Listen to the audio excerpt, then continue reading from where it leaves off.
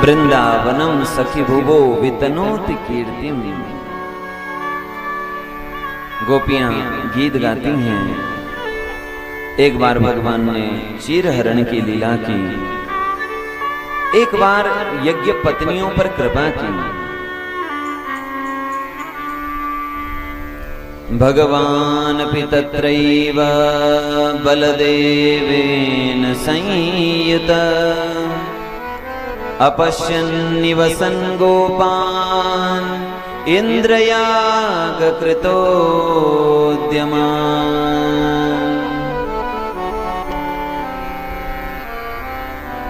ब्रजवासी प्रतिवर्ष यानी हर साल दीपावली के दिन इंद्र देवता की पूजा करते हैं। दीपावली नजदीक आ गई है, इसीलिए ब्रजवासी दीपावली के निमित्त इंद्र पूजा की तैयारी कर रहे हैं। पूजा की तैयारी को देख करके कन्हैया बाबा से पूछते हैं, बाबा बाबा ये किसकी पूजा होने वाली है?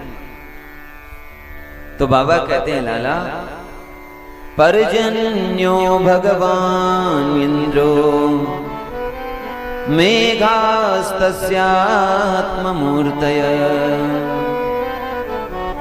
हम प्रतिवर्ष इंद्र देवता की पूजा करते हैं। जब इंद्र देवता की हम पूजा करते हैं तो इंद्र देवता हम पर प्रसन्न होते हैं। बाबा ने कहा, लाला प्रतिवर्ष हम सभी इंद्र देवता की पूजा करते हैं और हम इंद्र देवता की पूजा करते हैं, इसलिए इंद्र देवता हम पर प्रसन्न रहते हैं। और इंद्र देवता प्रसन्न रहते हैं इसीलिए समय समय पर वर्षा करते हैं। और जब वर्षा होती है तो उस वर्षा से घास जमती, घास होती है और वह घास हमारी गैया खाती है। और हमारी गैया जब हरा भरा घास खाती है तो उससे हमारी गैया और अच्छा दूध देती है। इसीलिए हम प्रति साल इंद्र देवता की पूजा करते हैं। श्री कृष्ण कहते हैं, बाबा एक बात बताओ, यदि इंद्र देवता की पूजा हम न करें तो क्या इंद्र देवता वर्षा नहीं करेंगे? बाबा ने कहा, हाँ बिल्कुल नहीं करेंगे। बाबा एक बात और बताओ, गांव में 50 लोग हैं, 50 लोगों में यदि 25 लोगों ने पूजा की और 25 लोगों ने पूजा नहीं की, तब इंद्र देवता क्या करेंगे? बंटवारा करेंगे। जिन्होंने पूजा की उनके खेतों में उनकी जगह पर बारिश होगी, जिन्होंने नहीं की उनके यहाँ पर नहीं होगी। क्या ऐसा कुछ बंटवारा करेंगे? नंद बाबा ने कहा, नहीं। तो बाबा मैं एक बात बताऊं, हमारे जीवन में जो भी कुछ घटता है ये हमारे ही कर्म का फल है, उसमें इंद्र देवता का कोई काम है नहीं। और यदि कोई देवता है भी इंद्र तो वो भी तभी देगा जब हम कर्म करेंगे। इसीलिए गो विप्र अनल पर्वतान, यदि पूजा करनी है तो साक्षात देव हैं हमारे गिरिराज गोवर्धन, उनकी पूजा करो। गाय की पूजा करो, विप्र की पूजा करो। विप्रधेनु सुर संतहित लीन मनुज अवतार, लीन मनुज अवतार।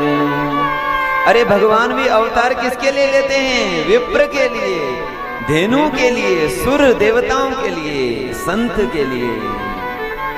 यदि पूजा करनी है तो इनकी पूजा करो। जो दिख रहे हैं उनकी तो पूजा करो, उनका तो सम्मान करो।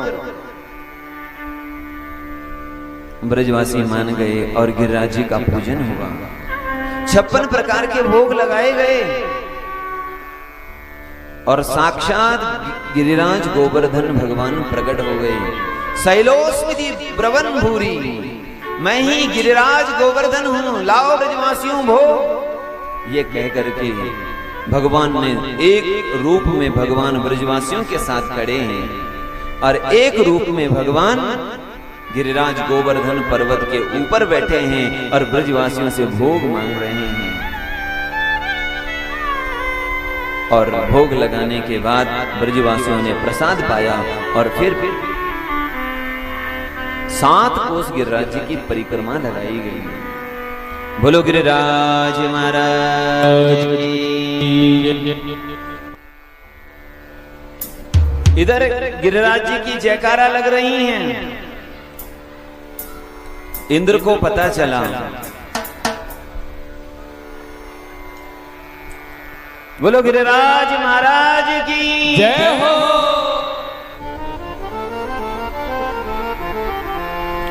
इधर गिरिराज जी की पूजा हुई और इस साल इंद्र देवता की पूजा हुई नहीं। आपके पड़ोसी का बच्चा रोज आपको देख करके चरण छूता है, रोज चरण छूता है, और आज आपके सामने से होकर के जा रहा है, न चरण छुआ न प्रणाम किया। आपको परेशानी होगी या नहीं होगी? होगी ना। जो ब्रजवासी हर वर्ष पूजा करते थे लेकिन इस साल पूजा नहीं कर रहे हैं, तो इंद्र को भी परेशानी तो हुई। इंद्र को जब पता चला श्री कृष्ण के कहने पर ब्रजवासियों ने मेरा पूजन नहीं किया, तो इंद्र वाचालं बालि संस्तब्धम अज्ञं पंडितमानिनम। इंद्र श्री कृष्ण को ही भला बुरा कहने लगा। इंद्र कह रहा है वो वाचाल, अधिक बोलने वाला, बालिसम छोटे से बच्चे, स्तब्धम अज्ञम वो अज्ञानी है, पंडित मानिनम अपने आप को बहुत बड़ा पंडित मानता है। उन कृष्ण की बात को मान करके ब्रजवासियों ने मेरा पूजन नहीं किया। सद्यस्ते दर्शये फलम, ब्रजवासियों को उनके किए का फल जरूर मिलेगा। आदेश दिया है गणम सांवर्धकम नामा संवर्तयति नाशयति सर्वान, जो सब कुछ नष्ट कर दे। ऐसे सांवर्तक मेघों को इंद्र ने आदेश दिया जाकर के ब्रजमंडल को जलमग्न कर दो। और देखते ही देखते ब्रजमंडल में आकाश में काले काले घने घने बादल आ गए। मूसलाधार बारिश हो रही है और मोटे मोटे ओले गिर रहे हैं। गोपा गोप्यश्च शीतार्ता गोविंदं शरणं ययो। मोटे मोटे ओले गिर रहे हैं। कार्तिक का मास है, बारिश चल रही है और तेज हवा चल रही है। ठंडी से कांपते हुए गाय बछड़े और ब्रजवासी अपने छोटे छोटे बच्चों को अपने गोदी में ढक करके अपने आंचल से छुपाते हुए ब्रजवासी भगवान की शरण में आ रहे हैं। श्री कृष्ण से कहते हैं देखो देखो इंद्र हमसे नाराज हो गए हैं, हम आपकी शरण में हैं, हमारी रक्षा करो। श्री भगवान कहते हैं ये मेरा व्रत है। गोपाये स्वात्म योगेन इति में व्रत आहित। भगवान कहते हैं मेरा व्रत है। आहा, हम लोग क्या व्रत करते हैं? रविवार के दिन ये नहीं खाएंगे, मंगलवार के दिन ये नहीं खाएंगे, गुरुवार के दिन ये नहीं खाएंगे, यही खाएंगे। हमारा तो व्रत ये है, हमारा संकल्प ये है। लेकिन भगवान का व्रत भी तो जान लो। भगवान का व्रत क्या है, भगवान का संकल्प क्या है? भगवान कहते हैं जो मेरी शरण में आते हैं उनकी रक्षा मैं अपने से करता हूं। गोपाये स्वात्म योगेन, अपने योग से करता हूं। कहने का क्या भाव है कि भगवान किसी दूसरे के माध्यम से अपने भक्त की रक्षा नहीं करते, अपने भक्त की रक्षा भगवान स्वयं से ही करते हैं।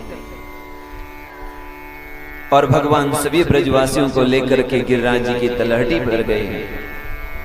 और देखते ही देखते जैसे कोई बच्चा बरसात के समय गोबर के पास में जो छत्ते उगते हैं, जैसे कोई बच्चा उस गोबर पर बने हुए गोमय छत्ता को उठा ले तोड़ करके, वैसे ही श्री कृष्ण ने 7 कोस विशाल गिरिराज को धारण कर लिया है। गिरिवर धार लियो है, नाम गिरिधारी पायो है। बोलो गिरिधारी भगवान की जय। भगवान ने अपने सखाओं से, ब्रजवासियों से कहा, ब्रजवासियों आप सब लोग आओ और इस गिरिराज पर्वत के इस गड्ढे में आकर के आप लोग बिना भय के यहाँ पर आ जाओ। यहाँ वर्षा का तुम्हें कोई भय नहीं है, किसी का कोई भय नहीं है, नहीं इस पर्वत के गिरने का आप लोगों को भय है। अपनी अपनी सामग्री, गाय, बछड़े और ब्रजवासी अपने अपने बच्चों को लेकर के सभी गिरिराज जी के उस गड्ढे में चले गए। 1 दिन नहीं, 2 दिन नहीं, 3 दिन नहीं, 7 दिन तक 7 वर्ष के श्री भगवान ने गिरिराज पर्वत को धारण किया। न श्री कृष्ण को भूख प्यास है, न ब्रजवासियों को भूख प्यास है। क्यों? क्योंकि जब सबसे प्रिय चीज कुछ मिल जाती है तो तब भूख प्यास याद नहीं आती है। सबसे प्रिय ब्रजवासियों का श्री कृष्ण, और श्री कृष्ण के सबसे प्रिय अपने ब्रजवासी।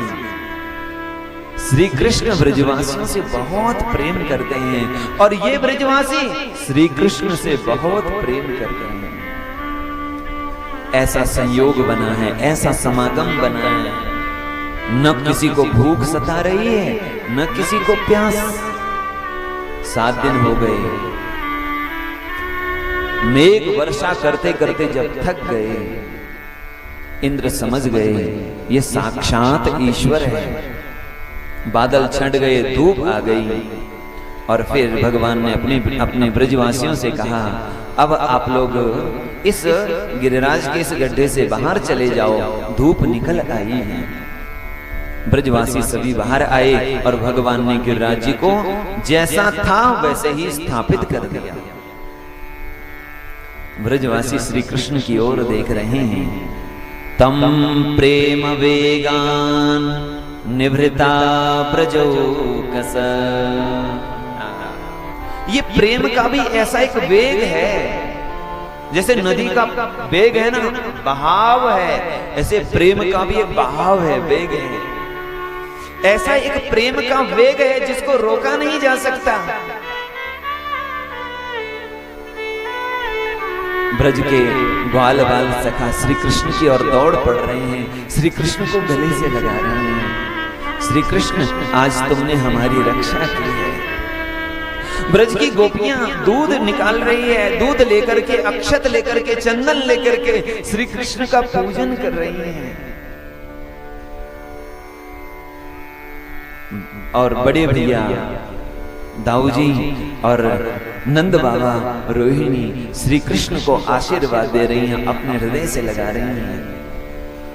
आकाश में देवता पुष्प बरसा रहे हैं, गंधर्व आकर के श्री भगवान की स्तुति गा रहे हैं। इस प्रकार ब्रजवासी की रक्षा इंद्र के कोप से भगवान ने की। ब्रजवासी सभी अपने अपने घर में आ गए, लेकिन ब्रजवासी आज नंद बाबा से कहने लगे, नंद बाबा तुम्हें ये बताना पड़ेगा कि जिसको श्री कृष्ण को तुम ये कहते हो कि ये मेरा लाला है, क्या सच में ये तुम्हारा ही लाला है? हमारे कुल में, हमारी परंपरा में बड़े बड़े पहलवान हुए, बलवान हुए, लेकिन इतना बड़ा पर्वत जिसने अपने हाथ पर धारण कर लिया हो, ऐसा पहलवान, ऐसा बलवान आज तक हमने सुना नहीं। क्या ये तुम्हारा ही पुत्र है या साक्षात भगवान है? तब नंद बाबा ने, जो गर्गाचार्य जी ने कहा था, नंद बाबा कहते हैं मेरा लाला भगवान तो नहीं है, लेकिन हाँ भगवान की तरह गुण मेरे लाला में है। गर्गाचार्य जी ने कहा था आपके पुत्र के अनेक जन्म होते हैं, सत्य युग में भी ये जन्म लेते हैं, त्रेता में भी जन्म लेते हैं, द्वापर में भी ये जन्म लेते हैं, अनेक युगों में इनके अवतार होते हैं। और जब ये अवतार लेते हैं तो असुरों का दमन करते हैं और साधुओं के सज्जनों की रक्षा करते हैं। ऐसे आपके पुत्र है। भगवान नारायण की तरह सद्गुण है इनमें। इस प्रकार नंद बाबा ने समझाया। और जब ब्रजवासी ब्रज के ग्वाले श्री कृष्ण के पास आकर के कहने लगे, कन्हैया आज के बाद हम तो तुमसे खेलेंगे नहीं। क्यों? क्योंकि सब ये कह रहे हैं कि तुम भगवान हो, और यदि तुम भगवान हो तो तुम्हारे साथ हम खेलेंगे नहीं, कहीं हमसे कोई अपराध न बन जाए। भगवान कहते हैं, ना हम देवो न गंधर्व। अपने सखाओं से कह रहे हैं, मैं ना कोई देवता हूं, न गंधर्व हूं, न यक्ष हूं, मैं आपका बंधु हूं, आपका बांधव हूं।